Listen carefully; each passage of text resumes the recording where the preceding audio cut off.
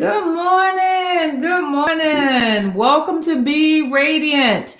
It is so good to be with you on this Saturday morning. Welcome, welcome, welcome. Be Radiant. Remember, this is a place where we have conversations about how to build and encourage you to live a radiant life, your best life. And here we are today, the day before Easter, and our topic is no less than God led, I believe. And our topic today is Second Chance Month. This is Second Chance Month, where we are talking about bringing dignity to those who are currently incarcerated and formerly incarcerated. This month, the month of April, has been recognized as Second Chance Month. And so we are going to be having conversations this whole month, every Saturday going forward, with people who are able to speak directly into this particular topic.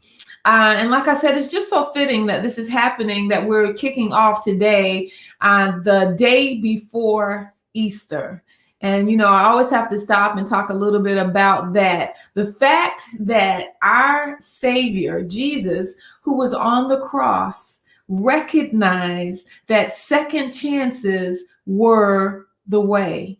There was a thief that was next to him who had committed a crime, who was completely guilty, but he recognized who Jesus was. And the Lord said, "This day will you be with me in paradise." So I know that if he extended grace, he extended a second chance, then that is what we are to do. And so this is Second Chance Month, and Second Chance Month was recognized by a group called, and I wanted to pull them up so you can look up some more information on them, prisonfellowship.org.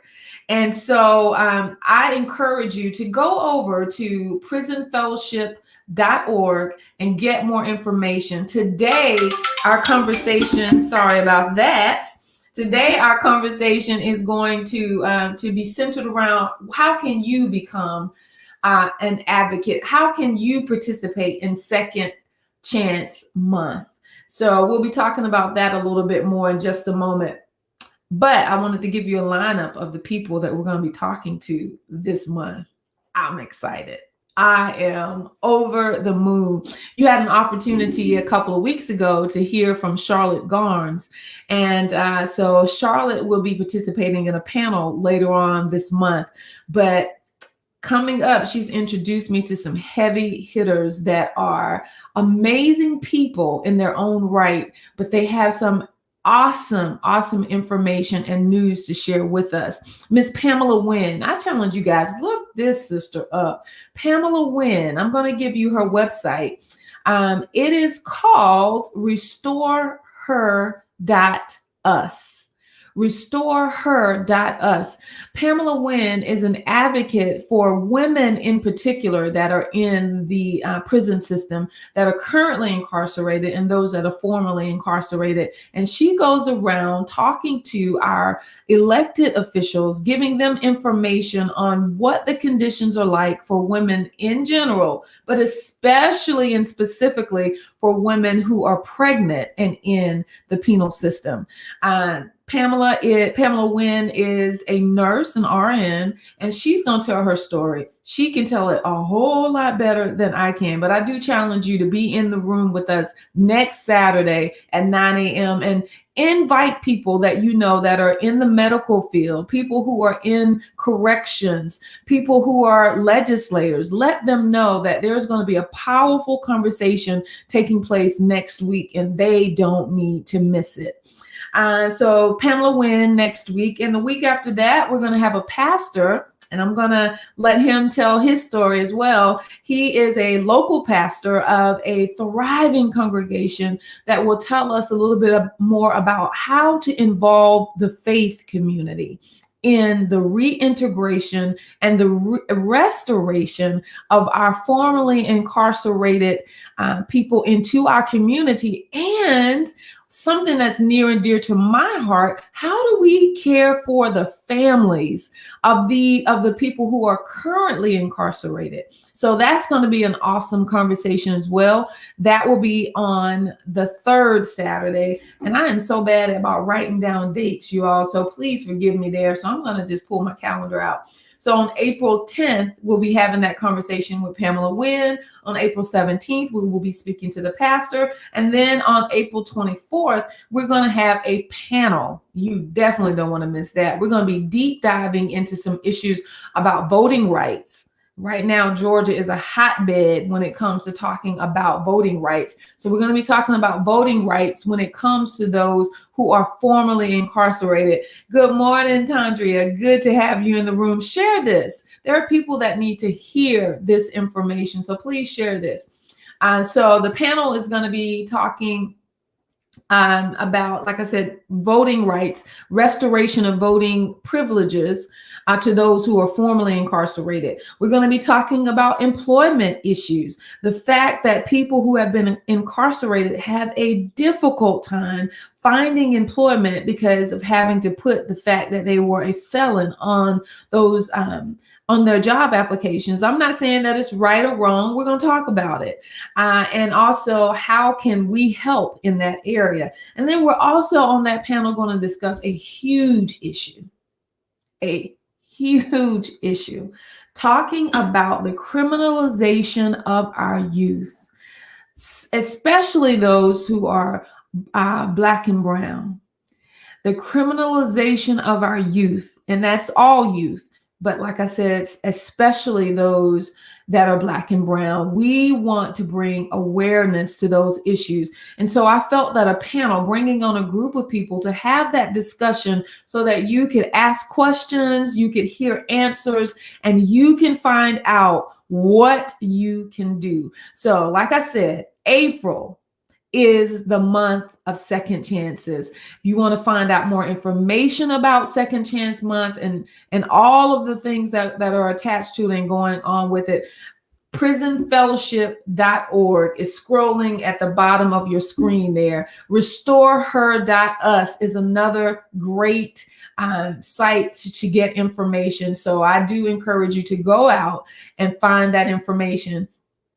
And if you remember our friend that was on last week, not last week, a couple of weeks ago, Charlotte Garnes, you can reach her at reinforce.org. And reinforce.org is an agency that goes out and educates employers on the issues of hiring someone who has a prior felony. And she also educates on the culture that you need in your employment situation to make it conducive to bringing someone in who has been formerly incarcerated. So I encourage you also go out, visit her website, reach out to her and tell her, hey, we need to hear more on this issue. So today, my goal is to give you some options and some understanding about becoming a part of solving this issue, to be a second chance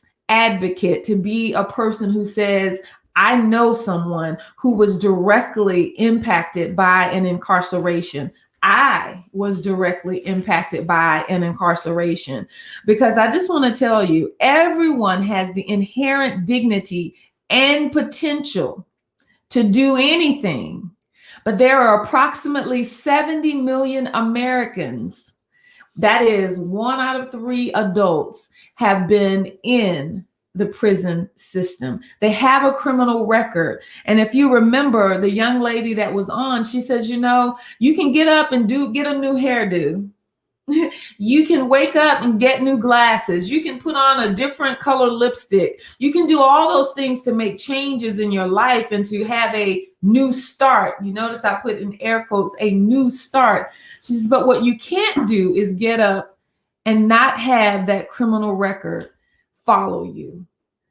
You know, and so we want to make sure that if someone in our community, someone in our circle has a prior record, that they have an opportunity to start over, do over, that they have an opportunity to begin again. I'm just going to tell you, I am grateful for my second chance, third chance, fourth chance, fifth chance. I've never been incarcerated, but I know people in my immediate family that have been. I also know that I make mistakes every day that, but for the grace of God, that could have been me in those situations. So when you think about it, 70 million Americans, or 1 out of 3 adults, have been a part of the prison system. This is not a small number by any stretch of the imagination. And so when you have people that have been in those situations and they are wanting to come back and be contributing citizens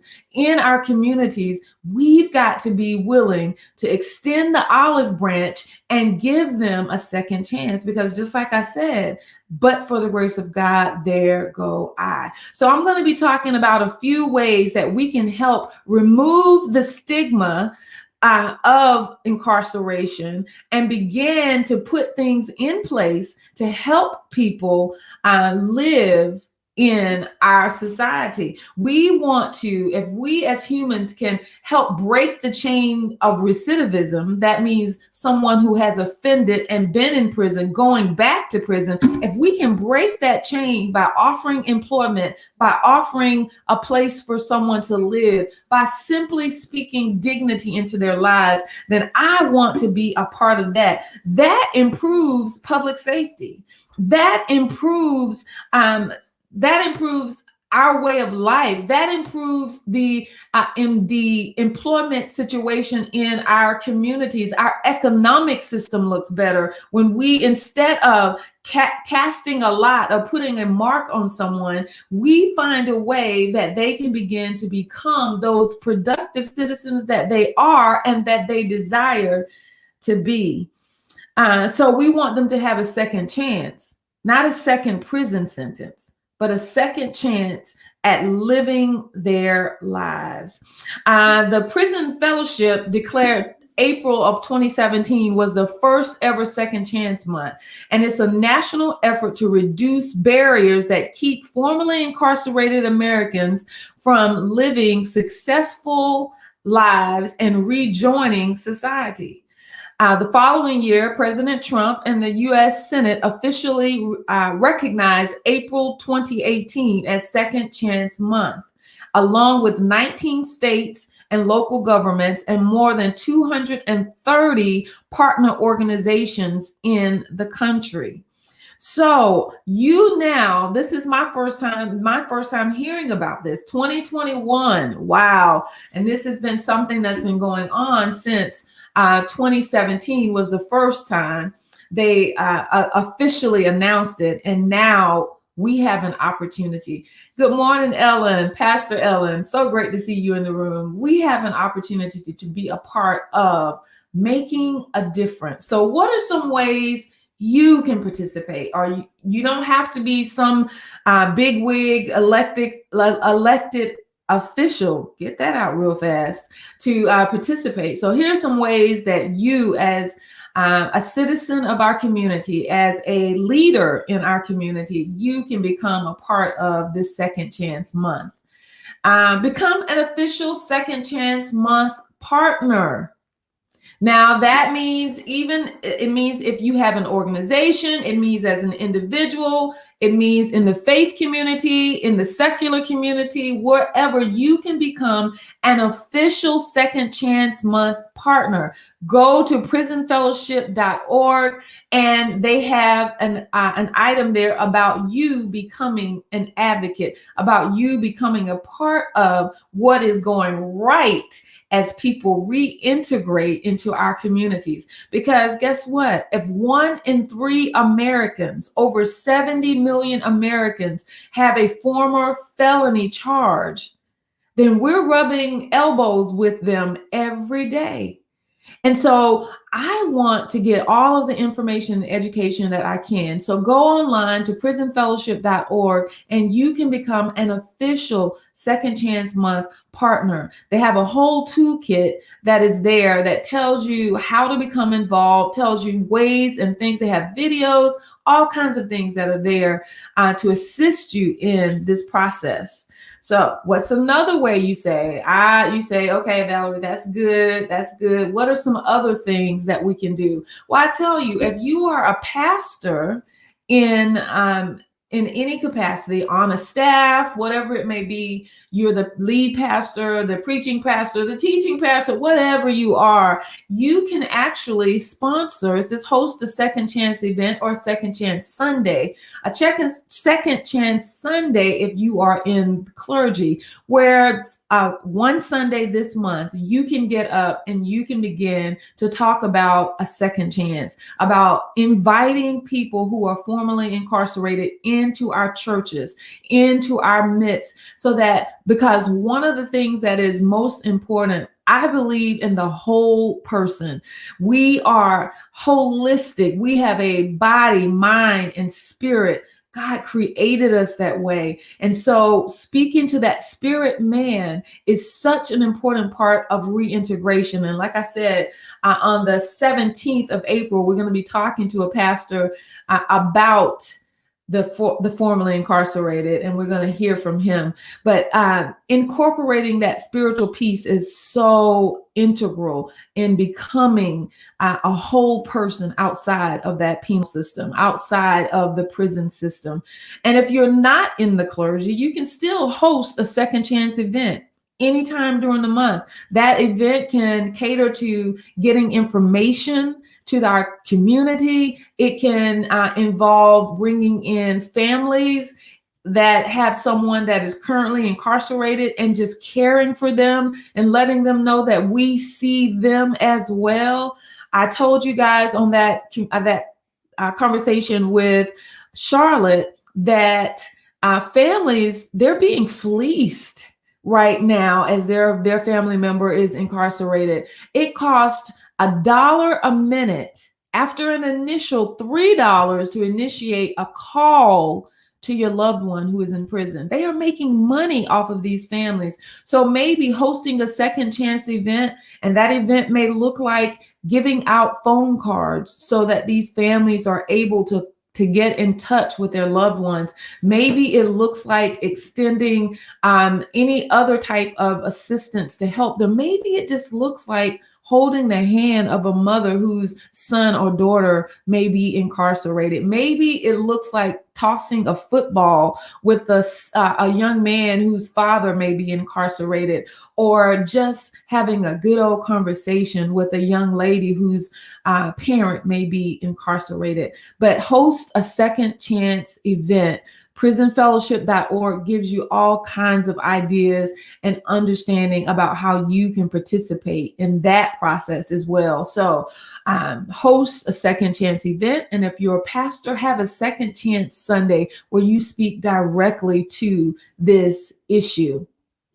What's another way that you can participate in giving people a second chance? Good morning, Pastor Melody. Good to see you, girl. Some information here that you can use, because we have all, unfortunately, been touched with this particular situation. Another way that you can possibly assist is plan a second chance awareness walk in your community. How powerful would it be for people who have never shared their secret? I'm going to call it a secret because sometimes we hide things that we're not proud of. We hide them. How amazing would it be to see a group of people get together and walk maybe through a local park with signs saying, "We support a second chance. We are in favor of reintegration. We are in favor of employment for those who are formerly incarcerated." How amazingly powerful would that be for them to see the support from their community? I will tell you the way that Radiant is participating, like I said, is right here. We are having those conversation starters on Be Radiant on Saturday mornings. So you can hear directly from the people who are in the fight, the people who know the best and have the most information. We want everyone to hear about this issue. That's how we decided to do it. So we're having our own awareness walk, but it's going to be live online every Saturday in the month of April. But plan a second chance awareness walk. It's not too late. You say it's already April, Valerie. It's not too late. We have 3.5 more weeks of April. Do something to let someone who is currently or formerly incarcerated know that you believe in a second chance. All right. Share this with someone. Please share this. Good morning, Kevin. I'm glad that you are enjoying this because it is who I am. It's what I breathe. I breathe second chances. I believe that the Lord said, you know what? Just like he said to that woman who was standing caught in the very act of adultery, that was a sin punishable by death. That was a crime punishable by death at that time. And he says, let him who is without sin cast the first stone. So plan a second chance awareness walk in your community. So what are some other ways that you can participate? All of us, because if you're watching me this morning, you're on social media. All of us have a social media presence, a social media platform. Promote second chance awareness on social media. You can, go make your own. You don't have to go to prisonfellowship.org and get their toolkit. You can go and make your own. You just need to let them know that it's April, Second Chance Month. It has been signed in as a federal awareness by President Trump and the administration, that we bring dignity and honor to those who have been formerly incarcerated or who are currently incarcerated. Use your social media platform. You use it for everything else. Let's let people know that we see them, we hear them, and we are fighting for them. So this month, I'm going to be releasing the one that we've made for Radiant Church right after I get off here. So if you want to go and just pick up mine and use it, do that. But begin to give awareness. Just that information that I gave you at the beginning of the hour, where I said that over 70 million Americans, that's 1 out of 3 adults, have a criminal record. Just giving that and saying, if that many people in our society have a criminal record, then we are coming in contact with someone with a criminal record every day. So how do we make access to employment? How do we make access to education? How do we make access to housing? An everyday issue, an imperative. How can I say, if I own a home that I'm renting, how can I begin to say, you know what, I want to make sure I don't exclude people because of their past mistakes. But I'm looking now from today moving forward, how do I become a better person and how do I help them become a better person? So, all right. Second chance month. That's why we're here today. That's why we're here. So promote it on your social media page. This one I love. We have a mayor that's on here with us, Kevin Brown. I'm so proud of you, brother, by the way. Become an advocate for policy change. Talk to your elected official. That is a big way that you can contribute during Second Chance Month. Wow. We have people that are coming out of the prison system, and there is no effective way or policy in place for them to reintegrate into society. And so a lot of times we're releasing them from prison and they get into what I call, and many others call, a second prison. And that second prison is being out in the world from behind the prison cell, but now you can't take care of yourself. Like I said, you can't get a job, you can't get housing. Your family may or may not be so splintered and broken by your incarceration that they are not able to help you. And so we're creating, in effect, a second prison for people. So we need to begin to talk to our elected officials and say, this needs to be a priority. How do we help reintegrate people into our communities so that they can become productive citizens?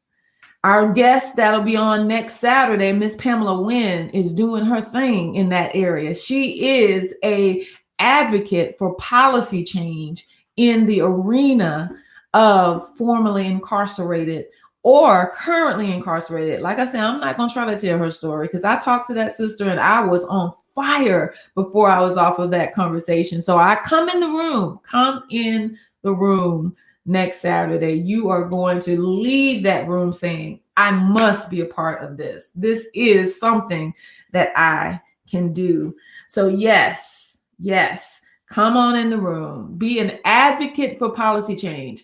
I have a friend that is an alderwoman, and she's telling me all the time to make sure that if there are things that you are passionate about seeing your government do, if there are things that you are passionate about happening in your community, she says, put together an agenda and get a meeting with an elected official. Guess what, y'all? That's part of their job, is meeting with their constituents. You can request a meeting with one of your aldermen, alderwomen, alderpersons, whatever they're called in your city, your council member. You can request a meeting, a phone call, a Zoom, all of those creative ways that we have put together in this pandemic to begin to speak with them directly. And she says, write those things down, let them know, hold them accountable, especially if it's someone you voted for. Hold them accountable and say, these are policies that I am interested in seeing some change happen in our community. So become an advocate for policy change. Talk to your elected officials. Typo there, guys, and I'm going to go correct it because I hate to see them so blaring. But go and talk to your elected officials and let them know that you are interested in knowing what is already in place. You don't have to go with all the answers. You may go asking questions. This is what I want to know. What are we doing in our community to help those who were formerly incarcerated? What are some policies that are in place? What are some things that we can do as citizens? Talk to them. Ask those questions. Go to your police department and say, hey, what happens when someone is brought back into our community? You'll find out some of them are being heavily policed. So come on, let's do our part. Become an advocate for policy change. And I like to scroll this right here. Remove the stigma. Remove the stigma. Because so many who have been formerly incarcerated are so ashamed to even say that. And so they go back into places where they're accepted, places where they feel welcomed. And a lot of times those places are not places that help them effectively move into their next. We want to be a part of change. If we want to be a part of breaking the chain of recidivism, then we have to be a part of removing the stigma of incarceration. We must be a part of helping to keep people together, whole in their hearts and in their lives.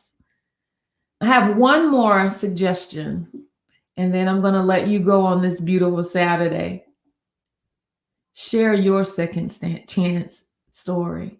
Share your second chance story.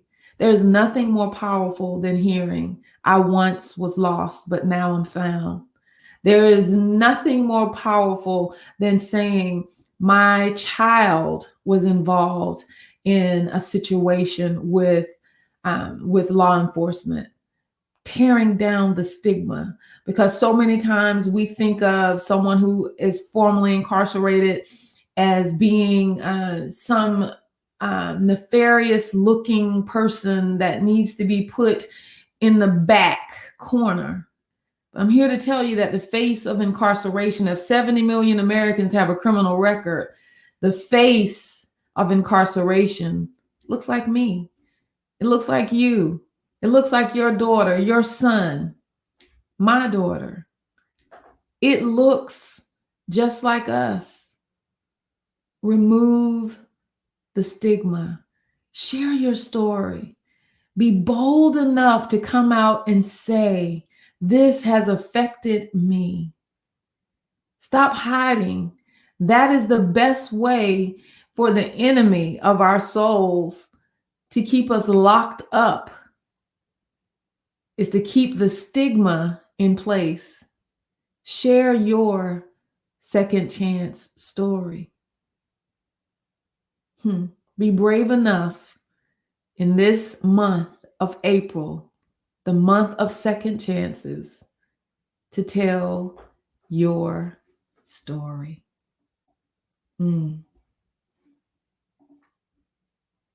Thank you so much for coming in as we kick off Second Chance Awareness Month, the month of April, where we recognize that we must give dignity to our current and formerly incarcerated.